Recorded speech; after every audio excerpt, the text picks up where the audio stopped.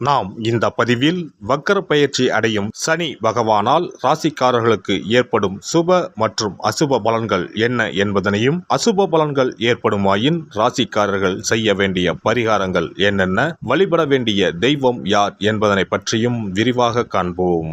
உங்கள் வாழ்வில் வளமும் நலமும் செல்வ செழிப்பும் பெற்று வாழ்வில் உயரிய நிலையை அடைய எல்லாம் வல்ல இறைவனை வேண்டி விரும்பி கேட்டுக்கொள்கிறேன். வாழ்க்கையில் கஷ்டங்களை மட்டுமே சந்தித்த சில ராசிக்காரர்களின் வாழ்க்கையில் புது மலர்ச்சியை தரப்போகிறார் சனி பகவான். இந்த பெயர்ச்சியின் போது சில ராசிக்காரர்களை வாழ்க்கையின் உச்சத்திற்கு கொண்டு செல்ல போகிறார். ஒருவர் செய்த கர்ம வினைகளுக்கு ஏற்ப பலாபலன்களை கொடுப்பவர் சனி பகவான். சனி பகவான் மனது வைத்தால் போதும், குப்பையில் இருப்பவர்கள் கூட கோபுரத்திற்கு செல்வார்கள். மன்னராக இருப்பவர்கள் கூட முடி துறந்து நாடு இழந்து நலன் போல அலைய வேண்டியதுதான். சிவனாக இருந்தாலும் யமனாக இருந்தாலும் சனியின் தண்டனையில் இருந்து தப்ப முடியாது. எல்லோருக்கும் ஒரே தீர்ப்புதான். அரசனை ஆண்டியாகவும் ஆண்டியை அரசனாகவும் மாற்றுவார். சனி பகவான் எல்லோருக்கும் கெடுதல் செய்ய மாட்டார். அவரவர் கர்ம வினைகளுக்கு ஏற்ப பலன்களை கொடுப்பவர். சனி பெயர்ச்சியால் யாருக்கெல்லாம் பாதிப்பாக இருந்ததோ அவர்களுக்கு சில நன்மைகள் நடைபெறப் போகிறது. சனி பெயர்ச்சியால் யாருக்கெல்லாம் சாதகமாக இருந்ததோ அவர்களுக்கு சில பாதிப்புகள் உண்டாகலாம். வருகிற ஜூன் மாதம் 30ஆம் தேதி சனி பகவான் கும்பராசியில் வக்கர பயிற்சி அடையப் போகிறார். அதாவது எதிர் திசையில் நகரப் போகிறார். இந்த நிகழ்வானது ஜூன் மாதம் 30ஆம் தேதி இரவு 12:35 சனியின் சொந்த ராசியான கும்பராசியில் நடக்கப் போகிறது. நவம்பர் மாதம் 15ஆம் தேதி வரை சனி கும்பத்தில் வக்ர நிலையில்தான் பயணிப்பார். இப்படிப்பட்ட சூழ்நிலையில் சில ராசிக்காரர்களுக்கு சனி பகவானின் சிறப்பு அருள் கிடைக்கும். அதாவது இந்த ராசிக்காரர்களுக்கு வேலை மற்றும் வியாபாரத்தில் பதவி உயர்வு, சம்பள உயர்வு கிடைக்கலாம்.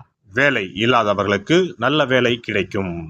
சனி பகவான் தற்பொழுது கும்பராசியில் உள்ள கடைசி நட்சத்திரமான புரட்டாதி நட்சத்திரத்தில் சஞ்சரிக்கிறார். அதன் பின்னர் நவம்பர் 15ஆம் தேதி மீண்டும் நேராக பயணிக்க உள்ளார். இப்படி வக்கர நிலையில் சுமார் 139 நாட்கள் சனி பகவான் பயணிக்க உள்ளார். சனி பகவான் வக்கரமாவதால் அதன் தாக்கம் அனைத்து ராசிகளிலுமே காணப்படும். அதுவும் சில ராசிக்காரர்களுக்கு பொற்காலமாக இருக்கப் போகிறது. மேலும் நிதி நிலையில் நல்ல உயர்வும் தொழிலில் நல்ல முன்னேற்றமும் ஏற்பட உள்ளது. திருமண வாழ்க்கையில் மகிழ்ச்சி அதிகரிக்கும். இனி உங்கள் ராசிக்கான பலன்கள் என்ன என்பதனை பற்றி காண்போம். துல்லியமாக தன்னை சூழ்ந்து இருக்கும் சூழ்நிலைகளை அறிந்து அதற்கு தகுந்தாற்போல் செயல்படும் துலாம் ராசி அன்பர்களே, இந்த வக்கர சனி பயிற்சியால் பூர்வ புண்ணிய பலன்கள் அதிகரிக்கும்.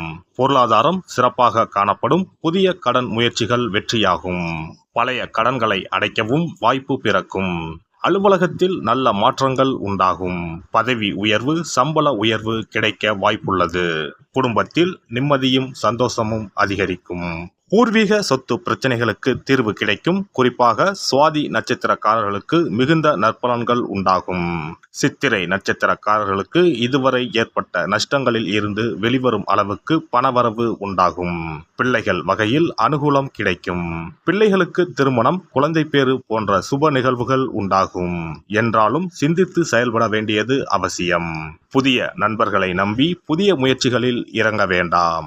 ஆரோக்கியத்தில் அக்கறை அவசியம். சிலருக்கு அலர்ஜி தொடர்பான வியாதிகள் வந்து விலகும். தவறி போன சுபகாரியம் தொடர்பான முயற்சிகள் கைகூடும். வழக்கு சார்ந்த விஷயங்களில் தெளிவான முடிவுக்கு பின்பு வெற்றியை வெளிப்படுத்துவது நல்லது. போட்டித் தேர்வு தொடர்பான செயல்பாடுகளில் அதீத முயற்சியும் ஈடுபாடும் வேண்டும். பங்குச் சந்தை தொடர்பான முதலீடுகளில் தேவைகளை அறிந்து செயல்படவும். பொருளாதாரத்தை பொறுத்தவரை வரவுகள் தேவைக்கேற்ப இருந்தாலும் பேராசை இல்லாமல் இருப்பது நல்லது. சுபகாரியம் தொடர்பான செயல்களால் சேமிப்புகள் குறையும். அசையா சொத்துக்கள் வாங்கும் வாய்ப்புகள் உண்டாகும். சூதாட்டம் போன்ற செயல்களை தவிர்ப்பது பொருளாதார நெருக்கடியை குறைக்கும். உடல் ஆரோக்கியத்தை பொறுத்தவரை அடிவயிற்றில் சூடு தொடர்பான பிரச்சனைகள் ஏற்படும். நுரையீரல் தொடர்பான இன்னல்கள் குறையும். பெண்களுக்கு கர்ப்பப்பை சார்ந்த பிரச்சனைகளால் சிரமம் உண்டாகும். நேரத்திற்கு தகுந்தவாறு உணவுகளை எடுத்துக்கொள்ளவும். மூட்டு மற்றும் கணுக்கால் பகுதியில் கவனம் வேண்டும். குடும்பத்தில் பயனற்ற வாதங்களை தவிர்க்கவும். வீடு மாற்றம் தொடர்பான சிந்தனைகள் ஏற்படும். குடும்பத்தில் பொருளாதாரமும் நெருக்கடியான சூழலும் மறையும். உடன் பிறந்தவர்களுக்கு உதவுவதில் சுயநலமின்றி இருப்பது உறவை காக்கும். பெரியோர்களிடம் அனுசரித்து செல்வதன் மூலம் சாதகமான வாய்ப்புகள் உண்டாகும். பொன் பொருட்களில் கவனம் வேண்டும். பெண்களை பொறுத்தவரை தோற்றப்பொழிவு மேம்படும். எதிர்பாலினத்தருடன் பழகும்போது நபரின் தன்மைகளை அறிந்து செயல்படவும். ஆடம்பர செலவுகளை குறைத்து சேமிப்புகளை மேம்படுத்துவீர்கள். தாய்வழி உறவுகளின் மூலம் பொருளாதாரத்தில் சில மாற்றமான சூழல் உண்டாகும். பிள்ளைகளின் ஆரோக்கியம் சார்ந்த செயல்பாடுகளில் கவனமாக இருக்க வேண்டும். குடும்ப உறுப்பினர்களை அனுசரித்து செல்வது நல்லது. விலை உயர்ந்த பொருட்களில் கவனம் வேண்டும். மாணவர்களுக்கு பேச்சாற்றல் அதிகரிக்கும். நினைவாற்றல் பெருகும். எதிர்பாலின மக்களிடம் உண்டான சில பிரச்சனைகள் தீரும். முயற்சிக்கு உண்டான மதிப்பெண்களை பெறுவீர்கள். விளையாட்டுப் போட்டிகளில் கவனம் வேண்டும். இயற்பியல், புவியியல் துறை சார்ந்த மாணவர்களுக்கு முன்னேற்றம் ஏற்படும். ஆராய்ச்சி பணிகளில் முயற்சிகளை அதிகப்படுத்துவதன் மூலம் எதிர்பார்ப்புகளை நிறைவேற்றிக் கொள்வீர்கள். பணிபுரிவோருக்கு மேல் அதிகாரிகளின் ஆதரவு மன திருப்தியை ஏற்படுத்தும். சக ஊழியர்களின் ஒத்துழைப்பு நல்ல முறையில் அமையும். உங்களின் மீதான நம்பிக்கையில் மாற்றம் ஏற்படும். அலுவலக ரீதியான பயணங்களால் நன்மை உண்டாகும். பதவி உயர்வுக்கான முயற்சிகள் ஈடேறும். பணிகளில் திட்டமிட்டு செயல்படவும். வியாபாரிகள் புதிய முதலீடுகளில் பொறுமையுடன் செயல்படவும். வருமானத்தில் இருந்து வந்த காலதாமதம் குறையும். நீர்நிலை சார்ந்த வியாபாரத்தில் முன்னேற்றம் ஏற்படும். திரவ பொருட்கள், வாசனை பொருட்கள், பால் சார்ந்த வியாபாரம் மற்றும் கால்நடை தொடர்பான பணிகளில் ஆதாயம் கிடைக்கும். தங்கம், வெள்ளி போன்ற ஆபரண தொழிலில் சாதகமான வாய்ப்புகள் அமையும். ஏற்றுமதி இறக்குமதி சார்ந்த தொழிலில் அரசு விதிமுறைகளில் மாற்றங்கள் நேரலாம். வர்த்தக பணிகளில் அலட்சியமின்றி செயல்படவும். கூட்டாளிகளிடம் கருத்து வேறுபாடுகள் தோன்றி மறையும். இந்த வக்கர பயிற்சியில் நன்மை என எடுத்துக்கொண்டால் சிந்தனைகளில் தெளிவும் தோற்றப்பொழிவும் மேம்படும். மேலும் எதிர்பார்த்த உதவிகள் கிடைப்பதில் இருந்து வந்த கால தாமதம் குறையும். வியாபார பணிகளில் இருந்து வந்த மந்தநிலை நீங்கும். வியாழக்கிழமைகளில் ஆஞ்சநேயரை வழிபட்டு வர கஷ்டங்கள் குறைந்து நன்மைகள் அதிகரிக்கும். திருவேற்காட்டில் உள்ள தேவி ஸ்ரீ கருமாரியம்மனை வழிபட சுபகாரியம் சார்ந்த முயற்சிகள் கைகூடும். சிறப்பு பரிகாரம். நவ கிரகங்களில் சனி பகவான் நீதி தவறாதவர். அவரவர் கர்ம வினைகளுக்கு உரிய பலனை தவறாமல் வழங்குபவர். பொதுவாக சனி பெயர்ச்சி என்றாலே எல்லோரும் பயப்படுவார்கள். அப்படி பயப்பட வேண்டிய அவசியமே இல்லை. சனி பகவானால் பாதிப்புகள் ஏற்படும் பட்சத்தில் பாதிப்பில் இருந்து விடுபட பல எளிய பரிகாரங்கள் உள்ளன. ஒரு கைப்பிடி பச்சரிசியை எடுத்துக்கொண்டு அதை நன்றாக பொடி செய்து கொள்ள வேண்டும். பிறகு சூரியனை வழிபட வேண்டும். சூரியனை வழிபட்ட பிறகு குளக்கரையிலோ மரத்தின் அடியிலோ உள்ள விநாயகரை 3 முறை வலம் வந்து வழிபட்டு விட்டு பொடி செய்த பச்சரிசி மாவை தரையில் போட வேண்டும். அப்படி போடும் மாவை எறும்புகள் எடுத்துச் செல்லும்.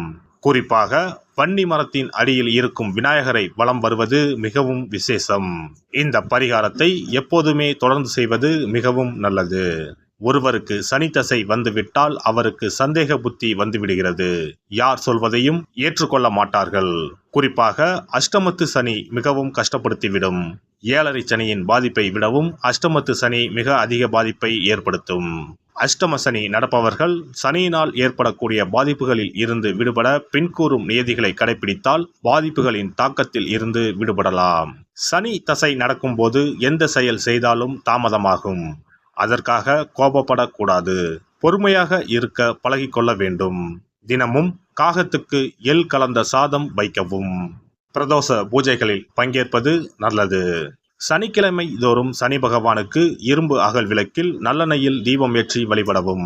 கருங்குவளை மலர்களால் சனி பகவானுக்கு அர்ச்சனை செய்து வரலாம். வன்னி மர இலைகளை மாலைகளாக தொடுத்து சிவபெருமானுக்கு சனிக்கிழமை தோறும் சாற்றி வணங்கி வழிபடவும். சனிக்கிழமை அன்று அசைவ உணவு கண்டிப்பாக சாப்பிடக்கூடாது. சனிக்கிழமை தோறும் நல்லெண்ணெய் குளியல் செய்தால் கெடுதல் குறையும். விநாயகர் வழிபாடு செய்யலாம். அனுமன் வழிபாடு சனி பகவானின் தொல்லைகளை குறைக்கும். ஞாயிற்றுக்கிழமை மாலை ராகு கால வேளையில் கால பைரவரை வணங்கி வரலாம். தேய்பிறை அஷ்டமி நாளில் கால பைரவரை வணங்கி வருவது நன்மை தரும்.